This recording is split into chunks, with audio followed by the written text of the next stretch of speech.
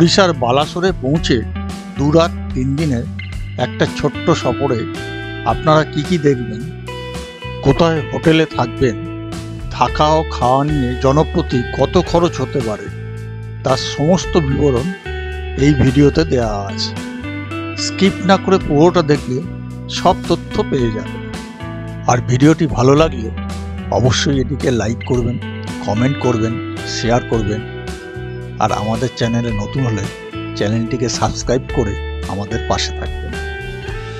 এই বছর মে মাসের শেষে গ্রীষ্মের প্রচণ্ড দাবদাহের মধ্যে শালিমার স্টেশন থেকে বালাসোর স্টেশন যাওয়ার জন্য আমরা সকাল 9:15 ধৌলি এক্সপ্রেস ধরলাম।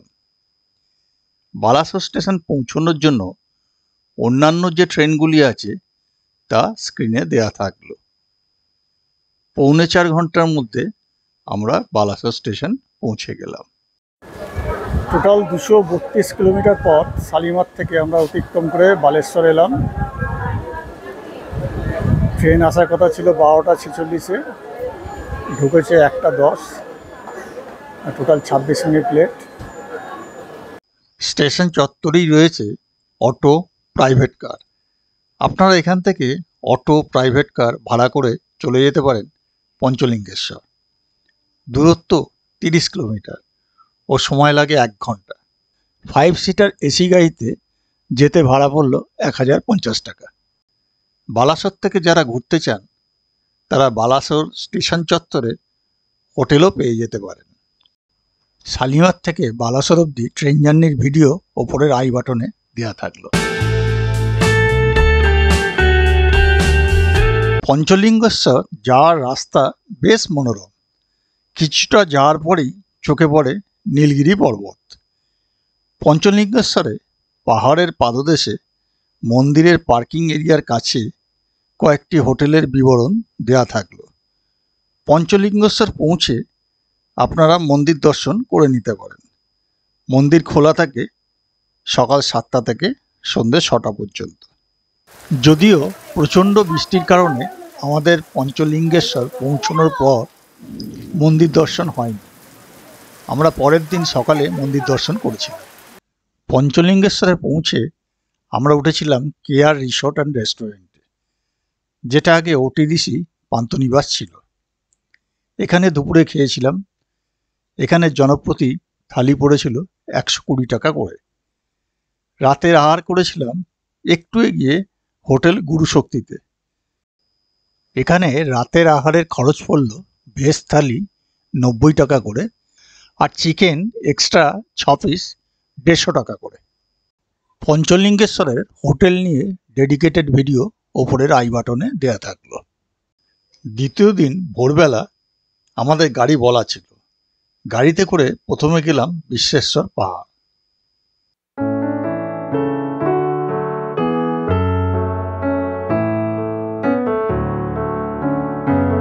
তারপরে গেলাম খুমখুট ড্যাম।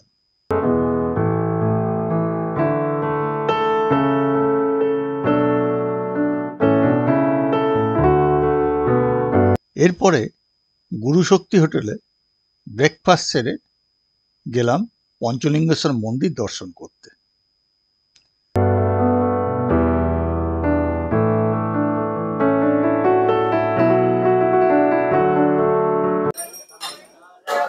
এই মন্দিরে পুজো হচ্ছে, সব হাত দিয়ে স্পর্শ করছেন মহাদেবকে।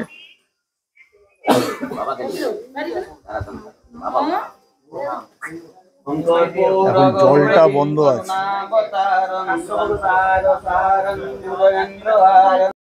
মন্দির দর্শনের পর লাঞ্চ সেরে আমরা গেলাম পরবর্তী দর্শনীয় স্থানগুলো দেখতে। এখানে দেখলাম নীলগিরি রাজবাড়ি। কনক দুর্গা টেম্পল ঢুকেই পরে রাজবাড়িতে ঢুকে কনক দুর্গা টেম্পলের পাশে রাধাকিশোর টেম্পল।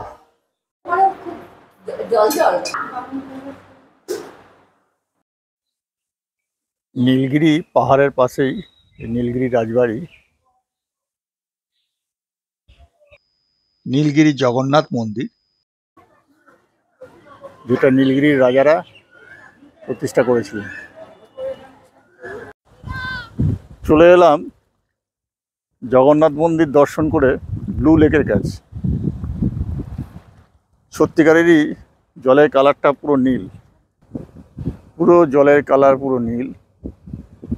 এখানে পাহাড়ের রেঞ্জ, এই পাহাড়ের তলায় ওখানে একটা ছোট দ্বীপ মতো আছে দেখছি।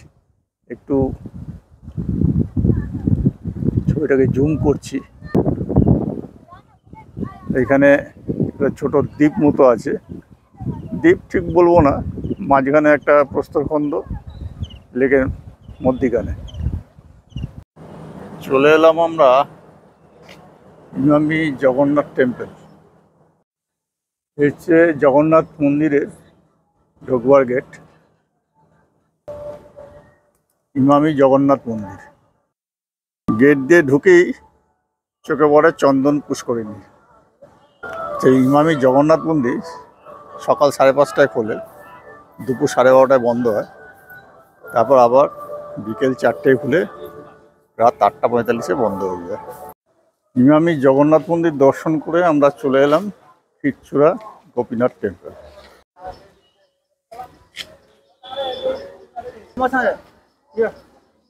মন্দিরের প্রধান প্রবেশদ্বার।